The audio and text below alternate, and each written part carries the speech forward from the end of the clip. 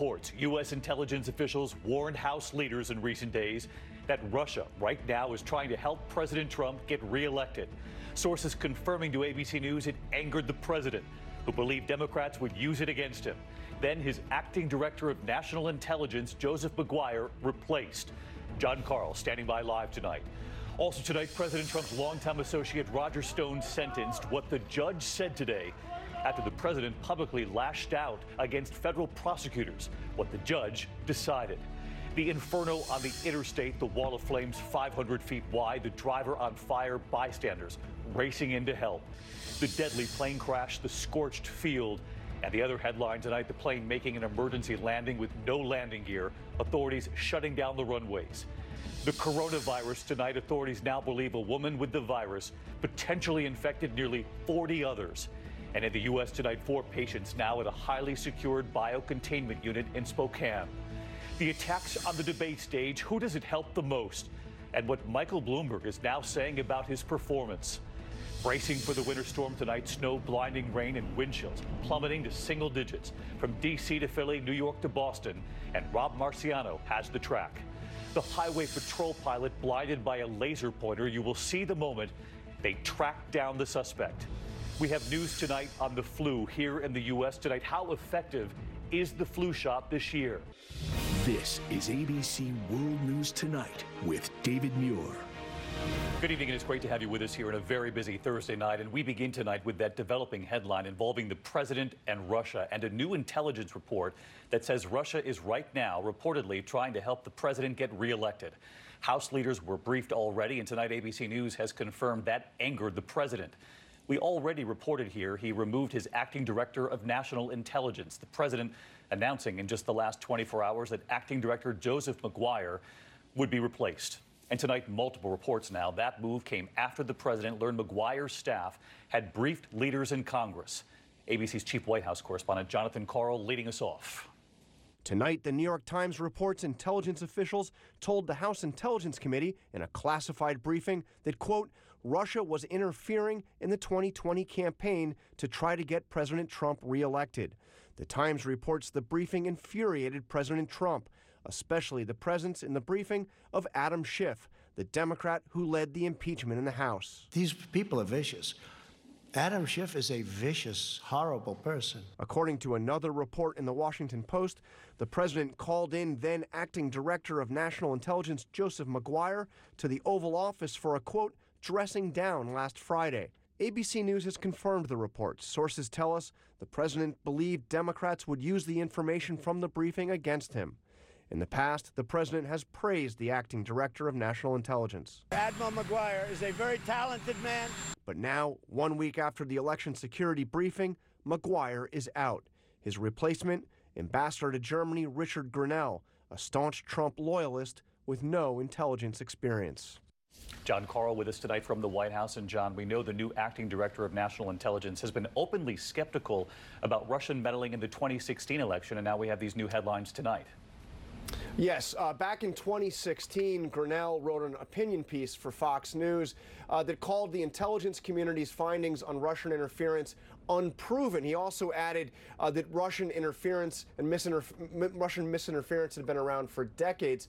But, David, I am told by 2 senior officials that Grenell will not be on the job long, that the president will nominate a director of national intelligence soon, possibly within days, and it will not be Grenell. All right, more to come on this. John Karl leading us off. Thank you. Meantime, tonight, President Trump's longtime associate Roger Stone sentenced today. Stone convicted on 7 counts, including lying to Congress. The president had said federal prosecutors had asked for too much prison time. Well, today, the judge, before handing down her sentence, issued a blistering rebuke to Stone and then her sentence. Here's ABC's Chief Justice correspondent Pierre Thomas. Roger Stone, the so-called dirty trickster and longtime friend of President Trump, smiling as he walked into court today amid cheers and jeers. But the smile drained from his face as he got a blistering dressing down from Judge Amy Berman Jackson. Jackson making clear Stone's conviction on 7 felony counts, including lying to Congress and witness tampering, warranted severe punishment. The judge bluntly saying Stone was not prosecuted, as some have claimed, for standing up for the president. He was prosecuted for covering up for the president. Trump has been sounding off on the case for weeks. They treated Roger Stone very badly. Federal prosecutors initially recommending that Stone receive a 7 to 9 year prison sentence, only to be overruled by Attorney General William Barr. Did you talk to the president at all about your decision regarding the recommendations? Never. But today, Stone alone faced the wrath of a scolding judge. The truth still exists. The truth still matters. Roger Stone's insistence that it doesn't, his belligerence, his pride in his own lies are a threat to our most fundamental institutions, to the foundations of our democracy. If it goes unpunished, everyone loses. The judge sentenced him to 3 years and 4 months in prison. The big question tonight, will Stone get a presidential pardon? The answer, not yet. I'm following this very closely, and I want to see it play out to its fullest because Roger has a very good chance of exoneration, in my opinion. All right, Pierre Thomas with us live tonight from the courthouse. And Pierre, President Trump clearly was not happy with how this case played out. But today he signaled that any possible pardon for Roger Stone would not come immediately. David, Stone has requested a new trial alleging jury misconduct. It appears President Trump is going to wait and see how that plays out before any decision on a pardon. David? All right, Pierre Thomas witnessing the scene there in court today. Pierre, thank you. We're going to turn next year to the terrifying images from an interstate today. 2 highways shut down for a time in Indianapolis. Look at this, a tanker truck carrying jet fuel exploding after overturning. This was on a ramp between I-465 and I-70 with 4,000 gallons of jet fuel on board. Witnesses say the driver got out but was on fire. They pulled him away in flames. They worked to save him, and here's ABC's Alex Perez tonight. Tonight, the massive explosion and fireball engulfing an Indianapolis highway overpass. We will need state police to shut down I-70, both directions. A tanker truck carrying 4,000 gallons of jet fuel overturning on a ramp, splitting open, that jet fuel igniting. We do have a tanker that is fully involved that has lost its full fuel. The inferno, some 500 feet wide, spreading to both sides of this bridge. This traffic cam capturing the fire spreading down the embankment. The truck driver making it out of the vehicle, but he was caught in the flames. Good Samaritans and a state trooper jumping in to extinguish him and bring him to safety. This guy is alive based on their actions. That driver rushed to the hospital in critical condition. And David, authorities say they are very lucky no bystanders were injured. That bridge remains closed as engineers inspect it to make sure it's still safe. David? All right, Alex, thank you. And next tonight to the desperate battle to contain the coronavirus and an alarming new headline tonight about how easily this virus can spread. Authorities in South Korea now identifying a woman who they believe has potentially infected nearly 40 others, shutting down a major city there. While back here in the U.S. tonight, 4 patients who have tested positive have now been flown to a highly secure biocontainment unit, this time in Spokane, Washington. Here's ABC's Ian Pannell tonight. Tonight, this isolation unit in Spokane, Washington, used for the first time to care for 4 patients with COVID-19. The former passengers from the Diamond Princess taken by ambulance today from Travis Air Force Base. We have a specialized team that trains and drills regularly to safely care for patients in situations just as these. It comes as we learn of the first 2 deaths from the cruise ship, a Japanese couple in their 80s who were hospitalized days ago. Passengers who tested negative for the virus now trickling off the ship, but now a warning from the Japanese doctor who slammed his government's handling of the quarantine. These people who were disembarked should be monitored for next 14 days, possibly avoiding the contact with other people. But those passengers can't return to the U.S. for 2 weeks. When he left the ship, Carl Goldman thought he was healthy, but was hit with a high fever on the flight home. We can go for days feeling fine. It hits very, very, very fast. He's now being treated for the virus in this biocontainment unit in Omaha. We could have been exposing so many people to the virus not knowing we had it. Over 7 weeks, COVID-19 has spread to 29 countries and territories, killing more than 2,000 and infecting more than 75,000, mostly in China. Tonight, 2.5 million residents in one Korean city ordered to stay indoors after a woman who authorities called a super spreader infected dozens in her own church. So concerns in Seoul, but also concerns here in Japan, where people have been advised, those passengers coming off the ship, to self-quarantine amid some questions that those who are now leaving, perhaps passing through this airport, could still be carrying the virus. David? All right, Ian Pannell, our senior foreign correspondent tonight. Ian, thank you. Back here at home tonight into the race for 2020 and to the fallout today after last night's debate. Mike Bloomberg at a rally today on his performance, and he in fact asked the audience, how was your night last night? And Elizabeth Warren, who went on the attack today, saying, I'm tired of these billionaires. Here's ABC's Mary Bruce on the trail. Michael Bloomberg today tried to laugh off his rocky debate debut. So how was your night last night? Senator Elizabeth Warren ready with this blistering attack. I'd like to talk about who we're running against. A billionaire who calls women fat broads and horse-faced lesbians.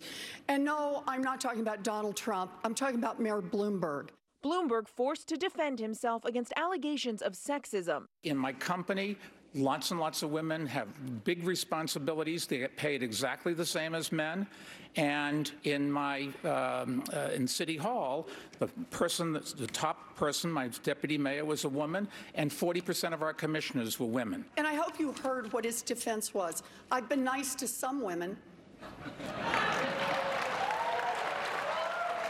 That just doesn't cut it. The senator pressed Bloomberg on claims that he tried to silence stories of alleged sexual harassment at his company. Mr. Mayor, are you willing to release all of those women from those non-disclosure agreements so we can hear their side of the story?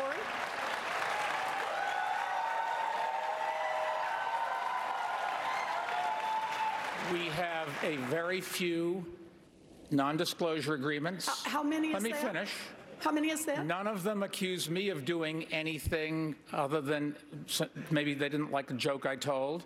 And let me just put, there's agreements between two parties that wanted to keep it quiet. We're not going to get to end these agreements because they were made consensually, and they have every right to expect that they will stay private. If they want to release it, they should be able to release themselves. Can I add a word to Say this? yes.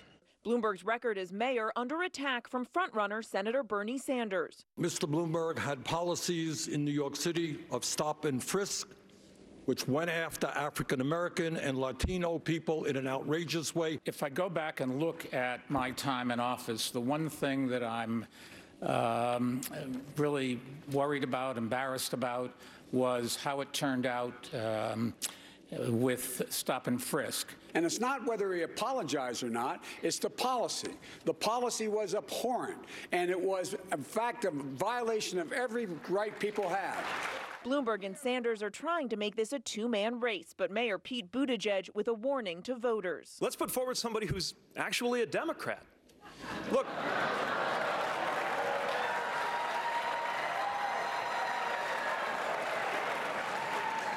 we shouldn't have to choose between one candidate who wants to burn this party down and another candidate who wants to buy this party out. Buttigieg slammed Senator Amy Klobuchar for recently blanking on the name of the Mexican president. You're literally in part of the committee that's overseeing these things. Are you trying to say that I'm dumb, or are you mocking me here, Pete? I'm saying that you shouldn't trivialize that I made an knowledge. error. People sometimes forget names. Can I just defend Senator Klobuchar for a minute? This is not right. I understand that she forgot a name. It happens. It happens to everybody on this stage. Bloomberg tried to make the case that a Democratic socialist like Sanders can't take on Trump. I can't think of ways that would make it easier for Donald Trump to get reelected than listening to this conversation. It's ridiculous. We're not going to throw out capitalism. We tried that. Other countries tried that. It was called communism, and it just didn't work. Not communism, Mr. Bloomberg. That's a cheap shot. Today, Bloomberg warned again that Sanders can't win. He just said, quote, if we choose a candidate who appeals to a small base like Senator Sanders, it will be a fatal error. See, the small base is the working families of this country, which are the vast majority of the country. Now, I think the small base that Mr. Bloomberg appeals to is the billionaire club.